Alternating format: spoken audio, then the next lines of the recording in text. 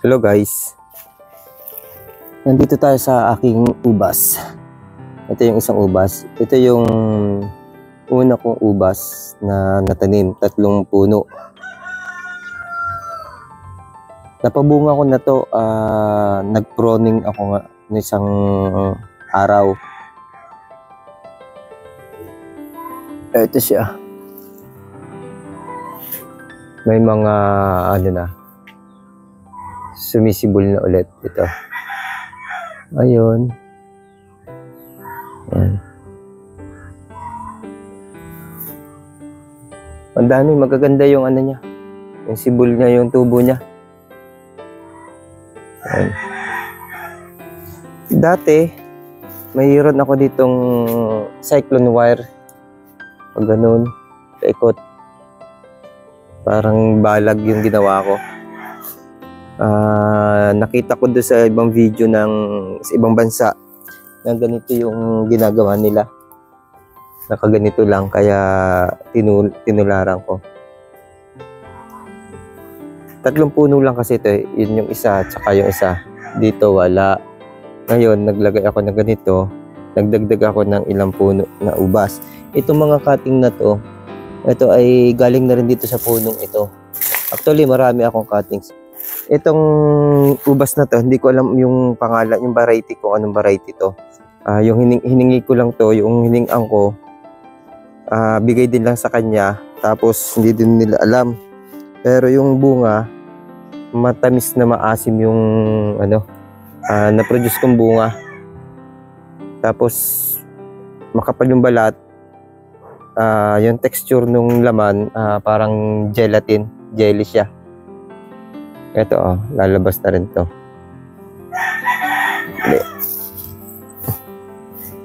Yan, meron na rin dito. Kabila. Ayun. Hinihintay natin na ito itubo na rin to. Ayan. May mga lalabas na tubo. Kita na just Ayan. Ayan. Mga asbong. Yan magkakaroon ng sanga para magbigay ng yung lalabasan ng ng bunga. Ito yung isa. Ayan.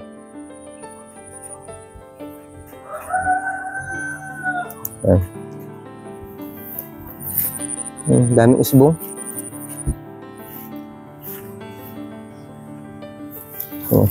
Organic yung ginagamit ko dito. Ito yung idinidilig ko dyan. Ito pala, ito ginagamit ko din to. Binubulok ko ito, tapos yan yung nilalagay natin sa mga puno ng yan. Binubulok natin. Tapos ito yung pandilig ko. Yan, para organic siya. May kinukulture din ako ng banana peel ando sa loob ng bahay. Yan, dagdag tayo dito, tapos magdadagdag pa rin tayo dito. Dito. Actually, yung ibang cuttings nito, yung kasama nito, nakatanim na dito. Yun ang isa sa problema ko. Kasi natutubigan.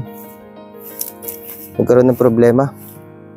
Ito, Yan.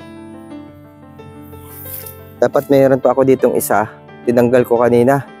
Ang itatanim ko naman doon, yung aking binili na red cardinal. May binili akong red cardinal sa online. Kasi nga, ganito dito, nagkakaproblema ako. Siguro, ayusin ko muna itong taniman na to bago ako magtanim dito. Kaya yung dapat na pananim ko, na binili kong red cardinal, papakita ko sa inyo kung saan ko itatanim. Ito. Yan. Ito, malungkot siya. Kasi ulan ng ulan. Actually, marami naman akong cuttings na pwedeng ipalit dyan kung may mamatay na tanim. Ito, siya. Yan. Sa 2, 3, 4, 5, 6, 7, 7 puno ito. Yan. Ito. Masyadong ang lalakas ng ulan dito. Masyadong matubig pagka Pakita ko sa inyo yung red cardinal. Okay na siya. Bumili ako ng 10 puno, binigay sa akin 11, may libreng isa. Yan. Ito yung 2 cuttings na natira na may usbong na rin. Ito yung galing din to sa mother plant ko. Ito wala pa siyang usbong pero may nakikita na ako pag-uusbongan. Tapos ito na lang din. Tapos ito may usbong na to. Yan. Ito rin.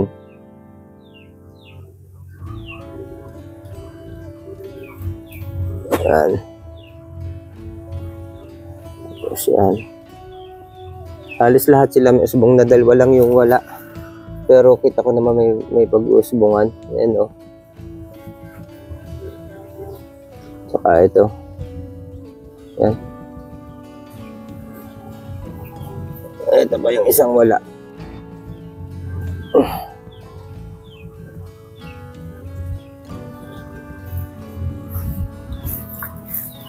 Dito ko ilalagay yung yung ubas na yun. Ito, dami kong basil dito eh. Mawawala na rin naman. Ito kasi lalagyan ko din to ng tanim. Papunta doon. Yung sa may tubong yun. Tapos, ito. Yan, dito. Kapag ganyan. Dito. Yan. Pag ganyan. Dito. Ano yan. Marami yung maitatanim dyan. Kulang pa yun. Red cardinal na yan. Dadagdagan ko na lang ng ibang variety. Yung original na una kong variety dito. Kulang alam po anong klaseng variety yun eh. Actually, testing ko yun. Nabuhay, nagkaroon ng bunga. Kaya nagustuhan ko. Itutuloy ko. Tuloy-tuloy na lang yung pagtatanim. Yan. Dito, hindi dito na natutubigan. Kaya mas inano ko na dito na lang sa harap ng bahay ko. Ito ko na lang ilalagay. Naarawan naman dito. Daming basil. Yan. Basil naman, hindi naman pang matagalan yan. Kaya lalagyan ko ng ubas dito. Saka nasa gitna naman yan. Okay naman yan. Ayun, matatanggal ko to. Itatanggal ko itong basil na to. Ito basil. Actually, 2 klaseng basil ito. Ito yung panlagay natin sa gulay. Dito siguro maglagay din ako pagka sa tabi ng bahay. Hindi naman kakayap siya na malaki kasi ganun yung gagawin natin doon sa nasa likod. Tanggalin ko na lang to. Mint. May mint tayo dyan. Ito, madami akong ditong cuttings na may na rin, oh. Yan. Nakababad siya sa tubig. Yan. Yan. Marami to. Walang kung ilan to. 1, 2, 3, 4, 5, 6, 7, 8, 9, 10, 11, 12, 13, 14, 15, 16. 16. 17. 16 lang. Sanga lang pala yan. 16, 17, 18, 19, 20, 21, 22, 23, 24, 25, 26, 27, 28, 29, 30, 31, 32, 33. 33 cuttings to. Ayan. Daming cuttings. 33. Tapos plus yung 11. 44 cuttings yung mapapalatanim pa natin. 44 bago may 2 pa pala na 46. Yan, 46 na cutting. Baka magdagdag pa rin ako dito. Tingnan ko na lang dito kung paano. Ito yung likod eh. Ano natin to. Ito nabunga na talaga to eh. Ano ko lang. Lalagay na tayo dyan ng mga nabulok. Ito malapit na mabulok to. Unahan lang yung dyan. Dapat pala linagyan ko ng patong. Yan, ito yung update sa aking grapes sa garden ko. Ito na yung latest na garden ko. Ito na yung pagpapatuloy kong garden.